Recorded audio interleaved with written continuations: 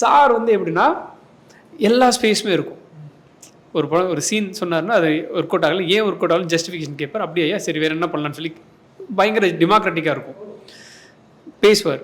ஒரு டைலாக் சொன்னால் சூப்பராக சொல்லி அந்த நாள் ஃபுல்லாக அவன் செம்மையாக சொன்னாலையா அப்படி வந்து அந்த ஸ்டேஜ் இருக்கும். இது எல்லாத்தையும் சொல்லணும்னா இப்போ நீங்கள் நம்ம எல்லாரும் ஒரு ஸ்டேஜ் இப்போ சிங்கமொழி சார் எப்படி கொண்டு வந்தார்ன்றது அதுவே ஒரு பயங்கரது இருக்கும். அவர் அந்த மைண்ட் செட் ஆக்சுவலாக நீ இப்படி சொல்கிறியா, இதுக்கு முன்னாடி இது குமாரவேல் சார் இப்படி பண்ணியிருப்பார்.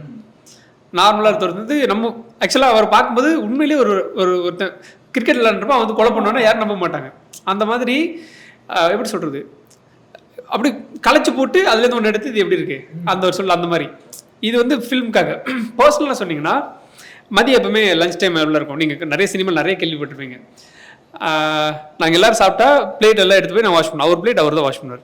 இது வந்து பெரிய விஷயமா அப்படின்னா கண்டிப்பாக பெரிய விஷயம். ஏன்னா ஒவ்வொரு டேரக்டர் நீங்கள் என்னென்ன கேள்விப்படுறோம். ஆனால் சில டைம் நாங்களே கூட எடுத்தாயோ நீ வந்தது வந்து சினிமாவுக்கு, நீ அதை கான்ட்ரிபியூட் பண்ணி உண்மையிலே எனக்கு கான்ட்ரிபியூட் பண்ண சினிமாவுக்கு யோசி, பர்சனலாக இதுக்கு என்ன கான்ட்ரிபியூட் பண்ண, இந்த படத்துக்கு யோசி, இல்லை இந்த சீன் என்ன இருந்து ரெஃபரன்ஸ் பண்ண, அந்த மாதிரி ஏதாவது சொல்லு, அது ஒர்க் அவுட் ஆகும். அதுக்கு படத்துக்கு கான்ட்ரிபியூட், ஏன் பிளேட் நான் எடுத்துக்கிறேன், ஏன் வேலையை நான் பார்த்துக்கிறேன், இது உனக்கு ஹெல்ப் பண்ணாது எனக்கு ஹெல்ப் பண்ணாது. நான் இதுக்கு சொஃபிஸ்டிகேஷன் என்ன பண்ணுவேன், நான் பர்சனல் லைஃப்பில் இருக்கிறேன். நீங்கள் இன்றைக்கும் நீங்கள் அந்த கோயம்பேடுலேருந்து நீங்கள் இது போகிற அந்த அந்த அவிச்சி ஸ்கூல் போகிற வழியில் அந்த ரோடு இருக்குது. ஆக்சுவலாக ஒரு 1.5 கிலோமீட்டர் 2 கிலோமீட்டர் அந்த டிக்கெட்டில் எல்லா டிக்கெட்டில் எப்போ பார்த்தீங்கன்னா சார் இருப்பார். ரோட்டில் நின்று டீ குடிச்சிட்டு அங்கே இருக்க பேசி அவங்க ஃப்ரெண்ட்ஸ் யார் ஒரு ஷார்ட் ஃபிலிம் பண்ணும்போது 15 வருஷத்தில் யார் ஃப்ரெண்ட்ஸ் இன்னைக்கு வரைக்கும் அவங்க ஃப்ரெண்ட்ஸ்.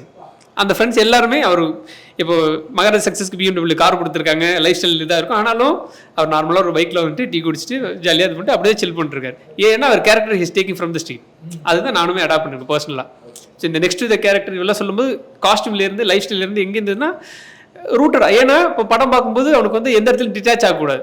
ஒன்று என்ன மாதிரி ஒருத்தர் இப்போ பிரதீப் அவரோட சக்ஸஸ் வந்து என்ன மாதிரி ஒருத்தர் இருக்கா மாதிரி நம்மால் இப்படி தான் இருப்பாள். இன்னொன்று பக்கத்தில் என் ஃப்ரெண்ட் அவுட் பண்ணுவாள் அப்படின்ற ஒரு ரீசனாக இருக்கும். இன்னொன்று இப்படி நடந்துருச்சா ஒரு எக்ஸைட்டிங் ஃபேக்டர். இந்த கேரக்டர் இப்படி இப்போ சூரிய இப்படி ஒரு கேரக்டர் இப்படி இருந்து இப்படி ஜெயிச்சானா சூப்பர், இல்லைன்னா இப்படிலாம் நடக்குமா KGF இப்படிலாம் இருக்குமா தங்கலான் மாதிரி. ஸோ இந்த 3 ஃபேக்டராக இருக்கும். இப்போ சார் சொல்கிற இடமே ரூட்டடாக இருக்க செய்யும். இந்த இடம் இது வந்து இது பை இன்பில்டா அவர் பார்த்த படங்களாக இருக்கும், அவர் சொன்ன விஷயங்களா மேபி இது வந்து இன்னைக்கு போல ஆக்சுவலாக அவர் நாளைக்கு கூட டைட்டிலேருந்து அப்படி தான் இருக்கார் ஆக்சுவலாக.